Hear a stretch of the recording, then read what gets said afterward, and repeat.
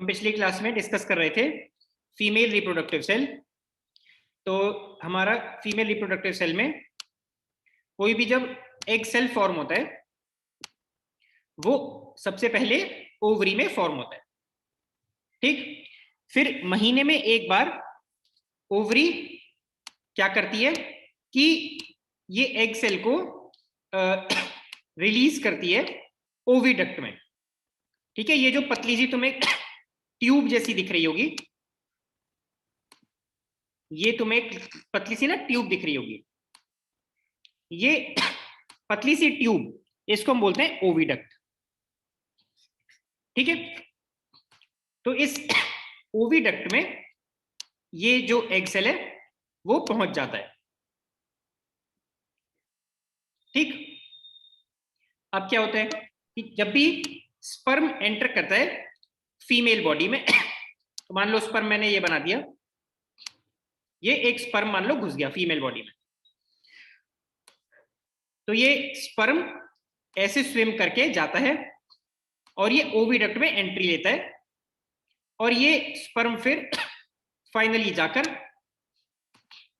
इस यहां पे एग सेल के साथ फ्यूज हो जाता है, फर्टिलाइजेशन हो जाता है। तो फर्टिलाइजेशन ये हम पिछली क्लास में वैसे पढ़ लिए थे। तो फर्टिलाइजेशन कहां पे होता है? ओविडक्ट में, ठीक है। जो तुम्हारी पतली सी ट्यूब दिख रही है तुम्हें, ओविडक्ट, यहां पे फर्टिलाइजेशन होता है।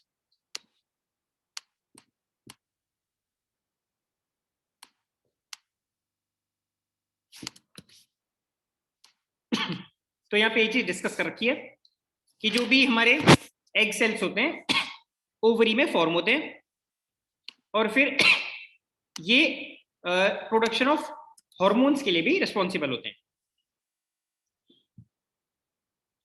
और फीमेल रिप्रोडक्टिव पार्ट्स मेन जो होते हैं ovaries, oviduct, uterus, cervix, vagina, ये सारे रहते हैं। ये आगे हम पढ़ेंगे अब। तो ह्यूमन बींग्स में एक सिंगल सेल, ये तुम्हारा यहाँ पे देखो एग सेल का डायग्राम है। तो ये एग सेल जो होता है ओवरी रिलीज करती हैं इनटू द ओविडक्ट।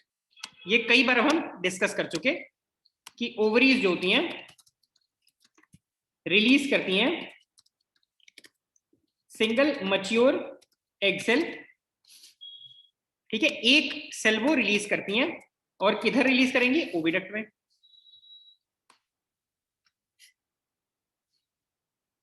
ठीक। और ओविडक्ट में फर्टिलाइजेशन होता है। फर्टिलाइजेशन का मतलब स्पर्म्स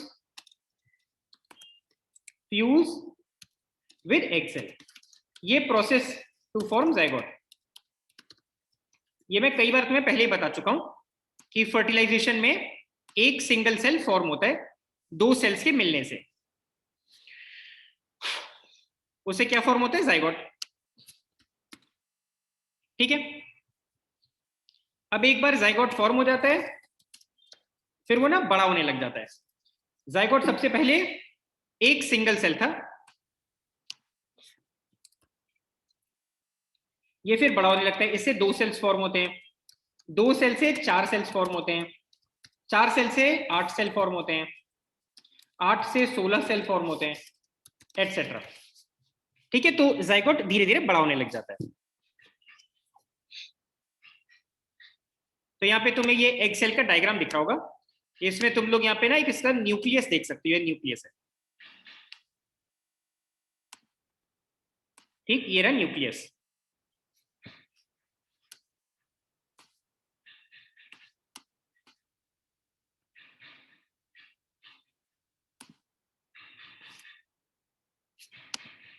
तो जब भी कोई गर्ल पैदा होती है, when a girl is born, ovaries में ना already thousands of immature eggs रहते हैं।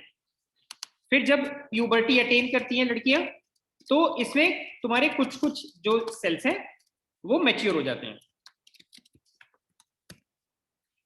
और फिर ये हम डिस्कस कर चुके हैं, 1 egg is produced every month by ovaries. और ये जो एग प्रोड्यूस होता है ये फिर वो ओविडक्ट में जाता है।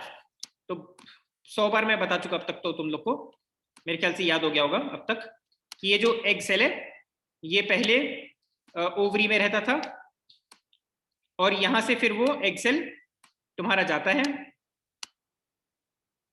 और फिर उसके बाद ये तुम्हारा ओविडक्ट में एग सेल जाता है, पहुंच जाता है।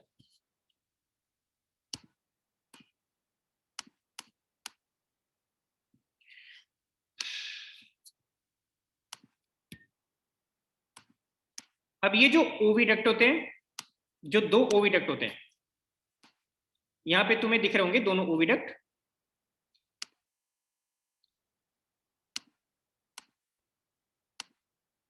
तो एक ओविडक्ट तुम्हारा देखो ये रहा,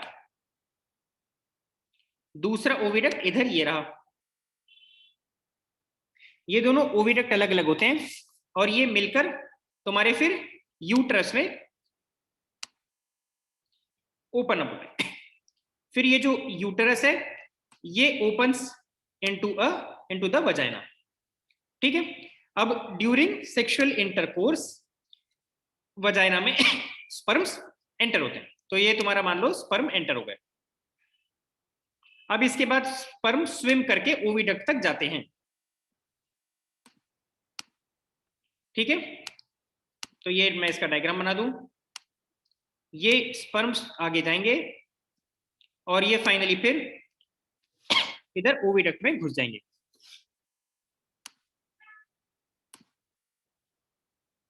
तो आगे यही तुम्हारा दे रखा है कि ये फिर अपवर्ड्स जाते हैं ऊपर की तरफ और ये कहां जाते हैं उसमें ओविडक्ट।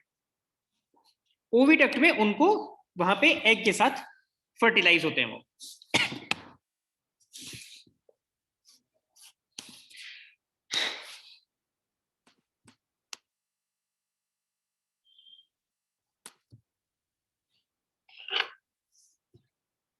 अब यहां पे दे रखा है फर्टिलाइजेशन।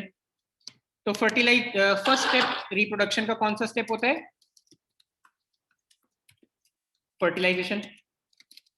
फर्टिलाइजेशन का मतलब क्या होता है कि स्पर्म और एग सेल ये दोनों मिलकर एक सिंगल सेल फॉर्म करें और उस सिंगल सेल को हम क्या बुलाते हैं? जाइगोट। ये 100 बार मैं रिपीट कर चुका हूं।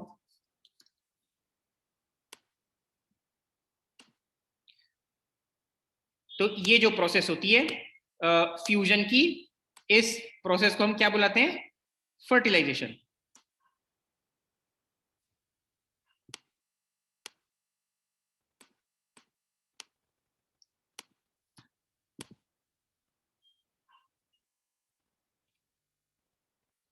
यहाँ पे फर्टिलाइजेशन का ही दे रखा है कि दो मिलके एक जाइगोट बना ले रहे हैं।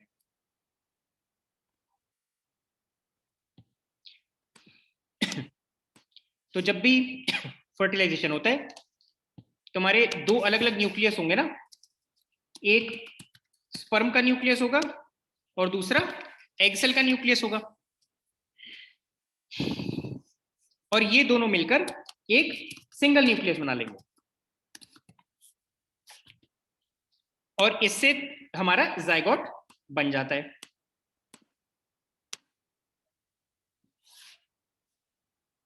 तो zygote is the beginning of a new individual.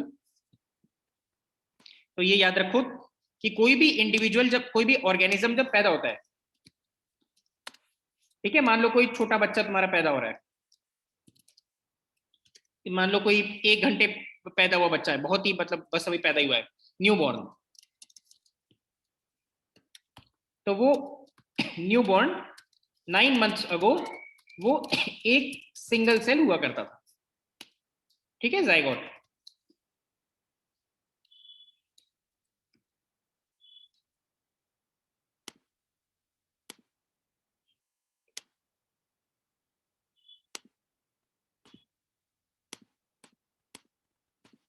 अगली एक इंपॉर्टेंट चीज है, ये तुम लोग को याद रहनी चाहिए कि oviduct is the site of fertilization. तो इसको ये याद रखो। फर्टिलाइजेशन कहां होता है? ये मत बोल देना इनसाइड द फीमेल बॉडी। अगर क्वेश्चन तुम्हें ये आ जाए where does fertilization take place, तो इसका आंसर ये मत लिखाना इनसाइड द फीमेल बॉडी, तो बहुत ही होपलेस आंसर है। इस तरीके की बातें तो 7th 8th के बच्चे करते हैं। तुम्हें प्रॉपरली आंसर देना होगा कि फर्टिलाइजेशन ओविडक्ट में होता है।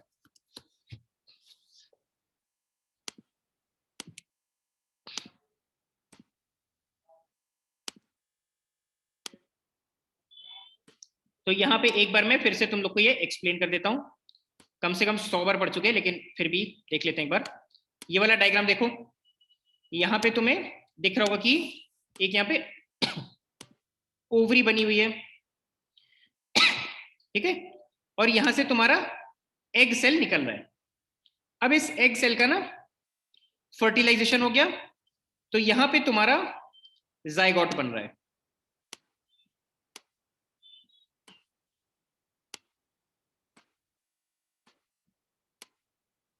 ये बन गया जाइगोट। अब ये तुम्हारा ना एक सेल है, एक सिंगल सेल है, 1। उसके बाद यहां पे देखो ना, तो यहां पे तुम्हें 2 सेल दिखाई देंगे, एक सेल दूसरा सेल। तो जैसे जैसे देखो तुम्हारा जाइगोट बड़ा होता जा रहा है, एक सेल से 2 सेल बन गया, वो आगे आगे तुम्हारा ट्रेवल कर रहा है, यहां पे ऐसे ट्रेवल किया, फिर वो आगे और ट्रेवल कर रहा है, और वो 4 सेल स्टेज में हो गया, ये और बड़ा होता जा रहा है। फिर उसके बाद 8 सेल स्टेज, ये और बड़ा हो रहा है, ठीक है। फिर ये देखो ढेर सारे तुम्हारे लाखों सेल्स बन गए। अब तुम्हें बात समझ आनी चाहिए कि ये जो तुम्हारी ओविडक्ट है, ये जो पतली सी ट्यूब है ओविडक्ट, ये बहुत पतली सी है। इसके अंदर ना ये बहुत पतली है, तो इसमें जाइगोट जैसे जैसे बड़ा होता जाएगा, बच्चा बड़ा होता रहेगा, वो इतनी पतली सी ट्यूब में नहीं रह सकता, तो ये तुम्हारा ट्रेवल करके नीचे जाता जाएगा, और फाइनली यहां पे आके वो इम्प्लांट हो जाता है, उसको एम्बेडेड हो जाता है, ठीक है। यहां पे आके तुम्हारा ये जो यूटरस में एम्ब्रियो आके इम्प्लांट हो जाता है। एम्ब्रियो मतलब धीरे धीरे जब बच्चा बड़ा होता रहता है, तो वो स्टेज एम्ब्रियो होती है। वो यहां पे आके यूटरस में बेबी आके चिपक जाता है, इसी यूटरस के ही चिपक चिपक के यहां पे वो धीरे धीरे बड़ा होता जाता है।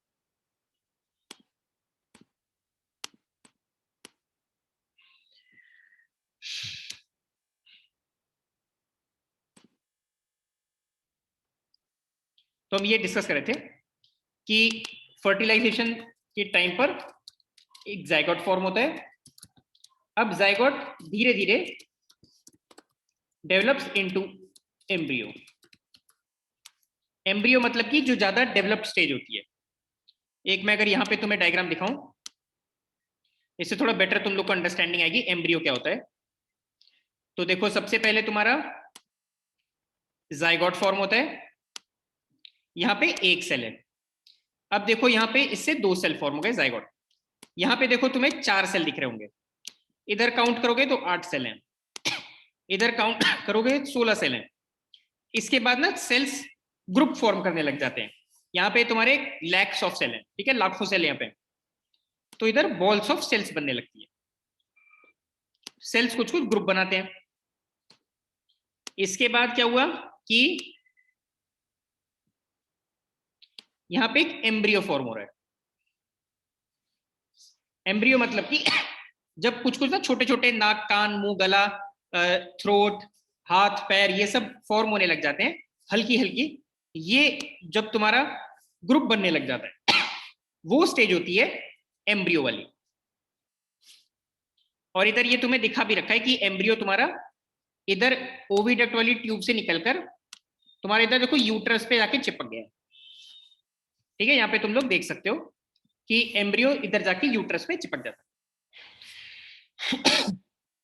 अब धीरे धीरे देखो ये बच्चा बड़ा होता जा रहा है, इसके यहाँ पे सारे बॉडी पार्ट्स डेवलप हो रहे हैं, फिर यहाँ पे बच्चा अच्छा खासा डेवलप हो चुका है।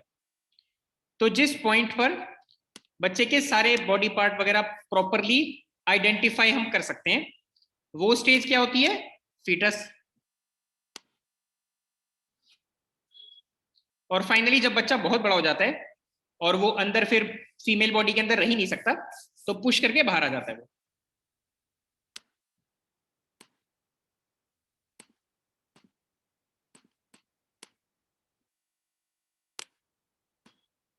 तो यहाँ पे पॉइंट बीइंग मैंने इतनी देर दिखाया, तुम्हें एम्ब्रियो समझ में आना चाहिए। एम्ब्रियो कौन सी स्टेज है?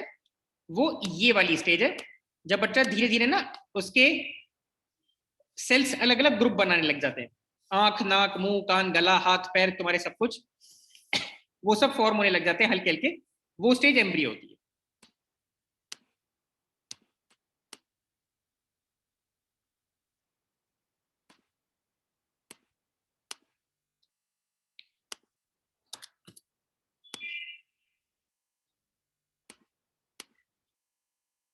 तो ये हम लोग ने डिस्कस कर लिया। तो जो सेल्स होते हैं वो अलग अलग ना ग्रुप्स बनाने लग जाते हैं, और ये फिर ग्रुप्स अलग अलग टिश्यूज बनाने लग जाते हैं, टिश्यूज ऑर्गन्स। और ये जो डेवलपिंग स्ट्रक्चर होता है इसको हम एम्ब्रियो बुलाते हैं। और ये तुम्हें पता होना चाहिए, क्वेश्चन आ सकता है ये कि एम्ब्रियो कहां पर एम्बेडेड होता है।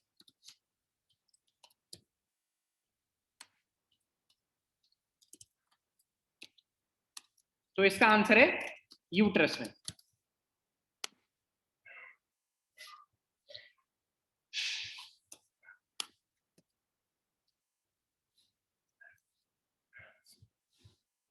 अच्छा, अब ये जो फर्टिलाइज्ड एग होता है जाइगोट, ये धीरे धीरे जैसे जैसे बड़ा होता है फिर ये जाके ना यूट्रस में इम्प्लांट हो जाता है। अब यहां पे ये डायग्राम देखो,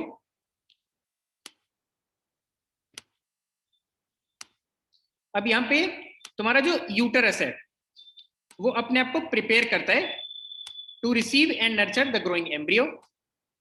और तुम्हारी ये जो लाइनिंग वगैरह होती हैं ये थिक हो जाती हैं, और इनमें काफी तुम्हारी ना ब्लड की सप्लाई रहती है, जिससे कि एम्ब्रियो की जितनी भी नीड्स होती हैं, जैसे कि उनको फूड चाहिए, उनको ऑक्सीजन चाहिए, उनके जो वेस्ट हैं वो बॉडी से निकाले जा सके, तो ये सारी चीजें वो बाहर निकाल सकें। तो ये सारी नीड्स वहां से फिर पूरी होती हैं।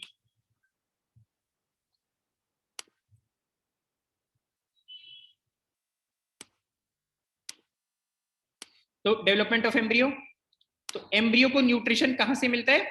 मदर्स ब्लड से। वापस इधर ही वाले डायग्राम पे चलते हैं।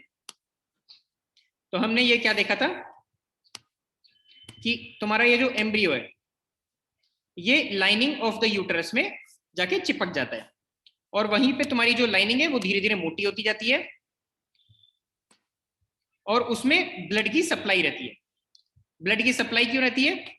क्योंकि जितनी भी नीड्स होती हैं बच्चे की वो सारी ब्लड के थ्रू ही आती हैं। तो जितना भी मान लो बॉडी वेस्ट है,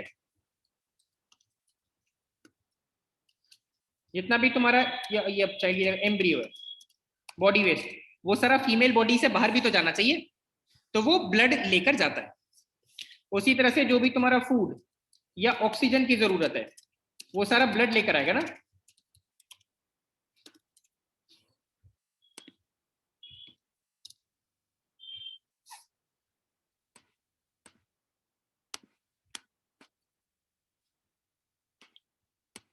फिर डेवलपमेंट ऑफ एम्ब्रियो, तो एम्ब्रियो को न्यूट्रिशन कहां से मिलता है? From the mother's blood. और इसके लिए एक स्पेशल टिश्यू होता है, कौन सा? प्लासेंटा। इसको याद रखो, इंपॉर्टेंट है। एक स्पेशल टिश्यू होता है प्लासेंटा, प्लासेंटा के थ्रू ही एम्ब्रियो को न्यूट्रिशन मिलता है। अब प्लासेंटा क्या चीज होती है? प्लासेंटा होती है एक disc which is embedded in the uterine wall. मतलब कि यूट्रस की जो वॉल होती है ना उसके साथ में ही तुम्हारा प्लासेंटा रहता है। यहाँ पे एक डायग्राम यहाँ पे दे रखा होगा हाँ देखो,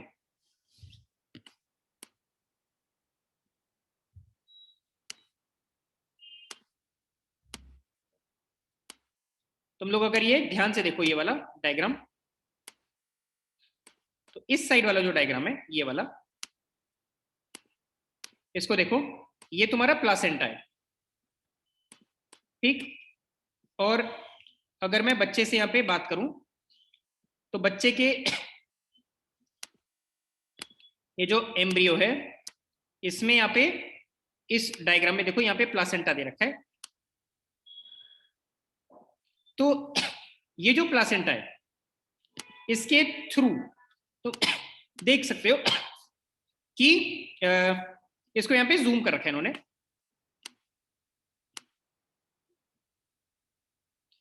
यहाँ पे ना तुम्हारे विलाय दिख रहे होंगे,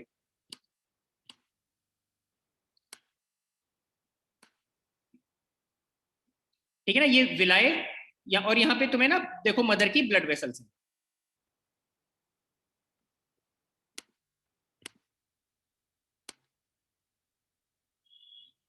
तो मदर की ब्लड वेसल्स हैं और ये ब्लड वेसल्स जो जो चीजें चाहिए होती हैं बेबी को वो चीजें लेकर आती हैं और विलाय यहाँ से एब्जॉर्ब करते हैं सारी मदर जो भी चीजें लेकर आ रही है ब्लड उसको।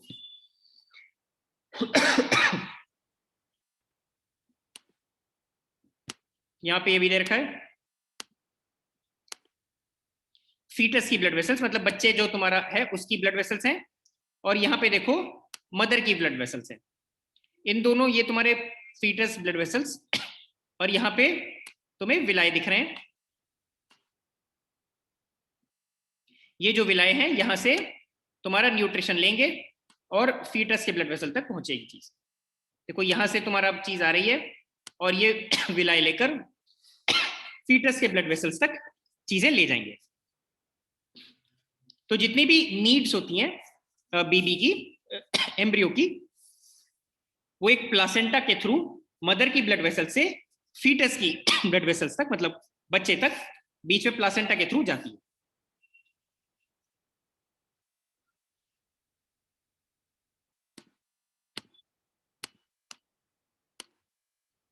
अब ये वाला जो दूसरा डायग्राम है इसमें थोड़ी ना प्लासेंटा की लोकेशन तुम लोग को बेटर तरह से समझ आ पाएगी। यहाँ पे देखो ये बच्चा है,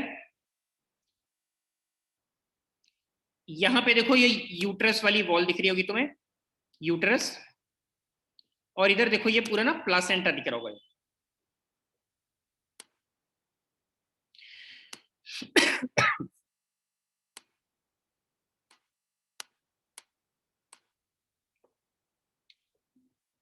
तो ये वाला रीजन तुम लोग को समझ आ रहा होगा कि प्लासेंटा है।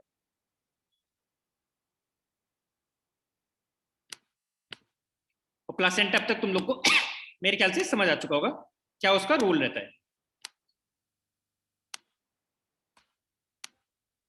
तो यहाँ पे विलाय जो हैं उनका क्या काम था, यहाँ पे villi absorb glucose and oxygen from placenta. एक बार फिर से विलाय दिखा देता हूं तुम लोग को। यहाँ पे ना विलाय थे, ये तुम्हारे विलाय हैं, ये एब्जॉर्ब कर रहे हैं glucose and oxygen.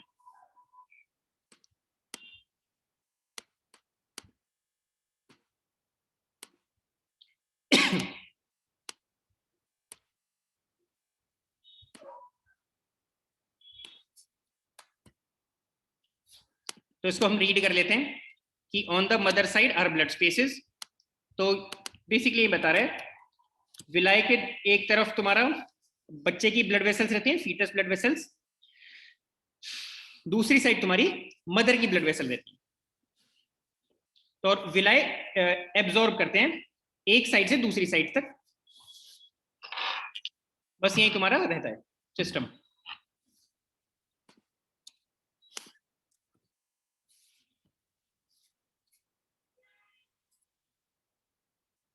Development of embryo.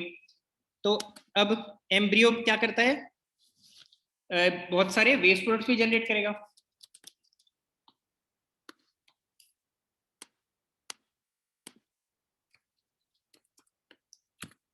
ठीक है, एम्ब्रियो बहुत सारे वेस्ट प्रोडक्ट्स भी जनरेट करता है। अब उसको हमें रिमूव करना होता है। अगर इसको हमें रिमूव करना है तो वो भी सेम तरह से ही होगा, प्लासेंटा के थ्रू वेस्ट प्रोडक्ट चला जाता है मदर की ब्लड वेसल तक। ठीक है, remove by transferring them into mother's blood, और वो कैसे होगा, प्लेसेंटा के थ्रू।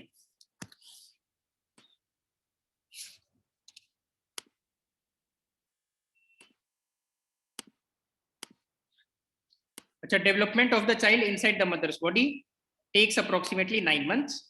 तो ये तो तुम लोग को पहले से मालूम ही होगा कि लगभग 9 months लगते हैं बच्चे को बड़ा होने में। और फाइनली बच्चा जब बॉर्न होता है वो क्यों होता है, क्योंकि रिदमिक कॉन्ट्रैक्शंस होती हैं of the muscles in the uterus.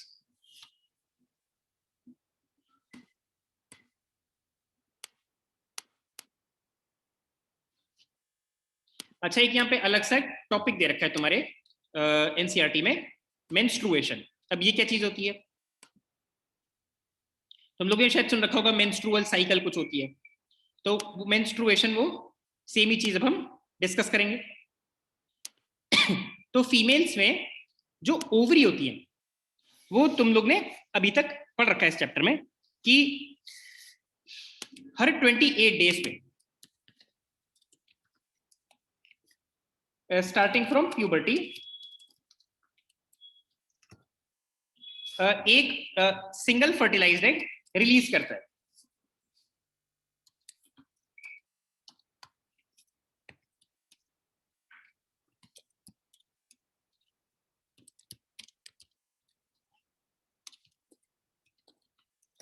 ठीक है,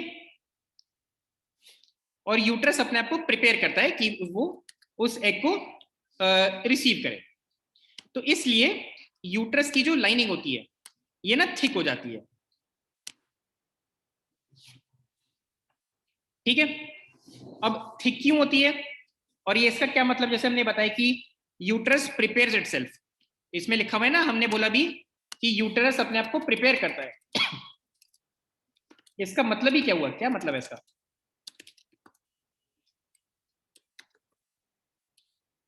तो इसका ये मतलब है कि यूट्रस ये मान के चलता है कि ऐसा कभी भी हो सकता है कि स्पर्म्स और एग वो आपस में इनका फर्टिलाइजेशन हो जाए।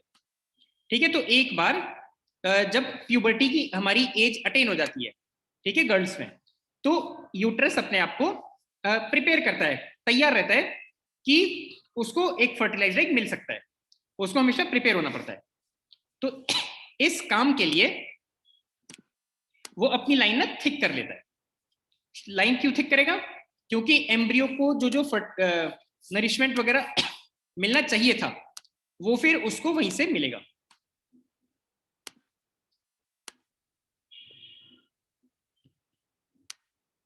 ठीक है, तो लेकिन अगर फर्टिलाइजेशन नहीं हुआ, मतलब कि या कोई भी स्पर्म फीमेल बॉडी में नहीं घुसे और फर्टिलाइजेशन नहीं हो पाया, तो ये जो लाइनिंग है हमारी इसकी हमें जरूरत ही नहीं है। This lining is not needed any longer. तो अगर फर्टिलाइजेशन नहीं हुआ,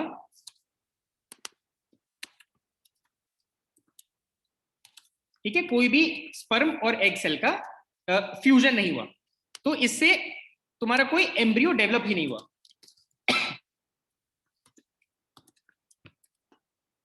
अगर कोई एम्ब्रियो ही डेवलप नहीं हुआ तो अब ये लाइनिंग तुम्हारी वेस्ट है। तो ये लाइनिंग तुम्हारी अब टूट के थ्रू द वजाइना बाहर आ जाती है।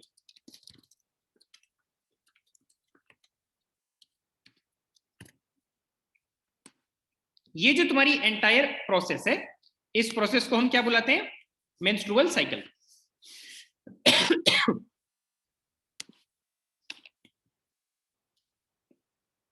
तो ये जो तुम्हारा लाइनिंग आ रहा है बाहर, ये किस फॉर्म में आता है, in the form of blood and mucus.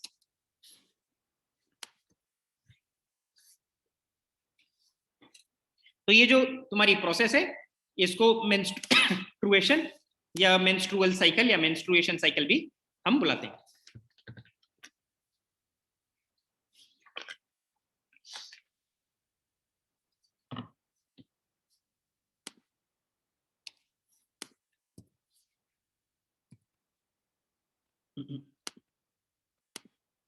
तो यहाँ पे वही चीज हमने डिस्कस कर रखी है।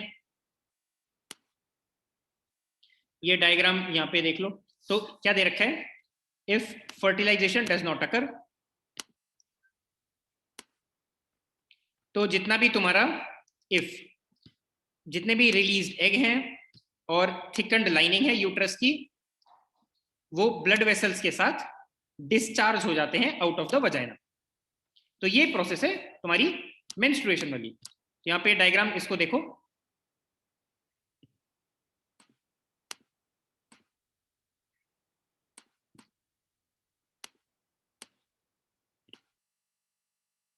यहाँ पे एक एग तुम्हारा मैच्योर हो रहा है।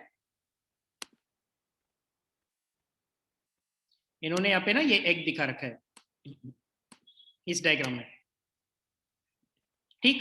अब ये तुम्हारा एग रिलीज हुआ, छोटा सा एग दिखा रखा है, और यहाँ पे ये तुम्हारा ये देखो यूट्रस की लाइनिंग वगैरह तुम्हारी थिक हो रही है, और फाइनली तुम्हें ना यहाँ पे ब्लड का डिस्चार्ज दिख रहा होगा। ये प्रोसेस हमारी होती है मेंस्ट्रुएशन।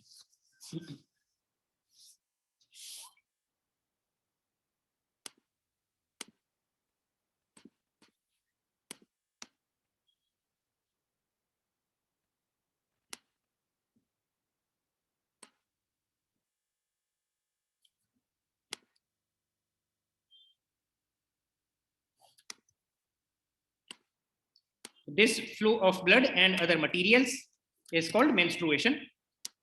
और जो सबसे पहली तुम्हारी menstrual cycle स्टार्ट होती है, it begins at puberty and is called menarche. अब ये चैप्टर का लास्ट पार्ट है, रिप्रोडक्टिव हेल्थ। तो reproductive health is defined as state of physical, mental and social fitness to lead a healthy reproductive life. ये कुछ definitions हैं, इनको याद रख लो कि फिजिकल, मेंटल और सोशली आदमी ठीक रहे एक हेल्दी रिप्रोडक्टिव लाइफ लीड करने के लिए। ये हमारी रिप्रोडक्टिव हेल्थ होती है।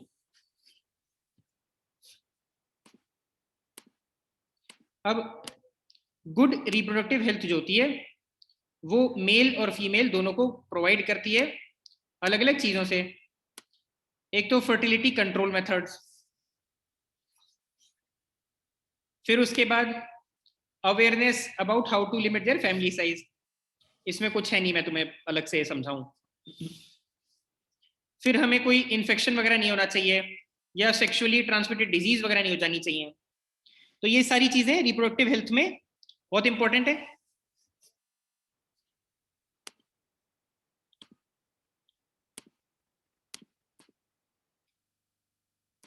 अब इसके बाद एक टर्म आती है सेक्स रेशियो। तो सेक्स रेशियो तुम्हारा क्या रहता है, वो ratio of females to ratio of मतलब मेल्स। जितने भी सोसाइटी में फीमेल्स हैं अपॉन मेल्स, ये हमारा सेक्स रेशियो आता है। तो सेक्स रेशियो तुम्हें बताता है कि सोसाइटी में विमेन कितने परसेंट में। तो इंडिया में शायद तुम लोग को पता होगा ये सेक्स रेशियो काफी पुअर है। इसके बहुत सारे रीजंस हैं, जैसे कि गर्ल चाइल्ड को लोग नहीं चाहते, या फिर रेकलेस फीमेल फीटिसाइड वगैरह देश में बहुत है। मतलब पता चल जाए कि लड़की होने वाली है तो फीटिसाइड कर देते हैं लोग, बच्चे को वहीं पे मार देते हैं। तो इससे सेक्स रेशियो हमारे देश में काफी खराब है, डिक्लाइन हो रहा है। तो कोई भी हमें अगर हेल्दी सोसाइटी बनानी है तो इसमें जो female to male sex ratio है वो मेंटेन रहना चाहिए। तो therefore prenatal sex determination should be banned. तो बहुत सारे लोग ना पहले ही पहुंच जाते हैं पता लगाने हॉस्पिटल में कि अल्ट्रासाउंड वगैरह कराओ या जो भी टेस्ट वगैरह कराओ, कि हमें पता चले कि लड़का होने वाला है लड़की। तो इस टाइप के जो टेस्ट वगैरह हैं ये बैन होने चाहिए, नहीं होने चाहिए देश में अलाउड, क्योंकि इनसे काफी ज्यादा एनकरेज होता है फीमेल फीटिसाइड।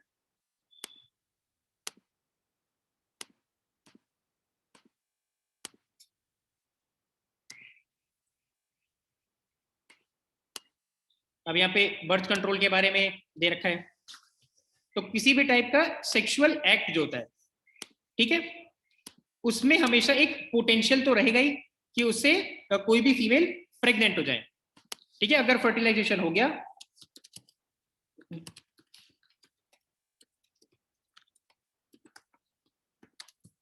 अगर स्पर्म्स एग सेल तक पहुंच जाते हैं स्विम करके और फर्टिलाइजेशन हो जाता है, तो यहाँ पे तुम्हारा it can result in pregnancy. तो pregnancy will have major demands on the female body.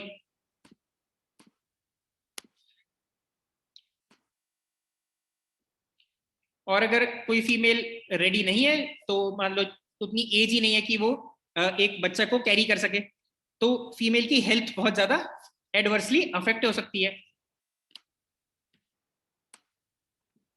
तो बहुत सारे ऐसे मेथड्स हैं जो कि हम आगे पढ़ेंगे, जिससे कि हम बर्थ कंट्रोल के लिए यूज करते हैं। इन मेथड्स को हम क्या बुलाते हैं? Contraceptive methods. तो कॉन्ट्रासेप्टिव मेथड्स का क्या यूज होता है? ये प्रिवेंशन ऑफ प्रेगनेंसी के लिए हम इनको यूज करते हैं।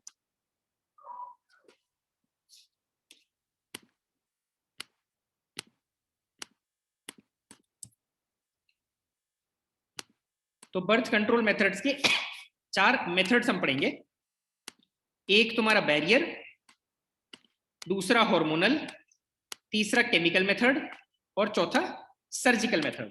तो इनके क्या मतलब है? ये ऐसा करो, नेक्स्ट मैं मीटिंग अब बोलता हूं, ये पार्ट वहां से रिकॉर्ड कर लेंगे।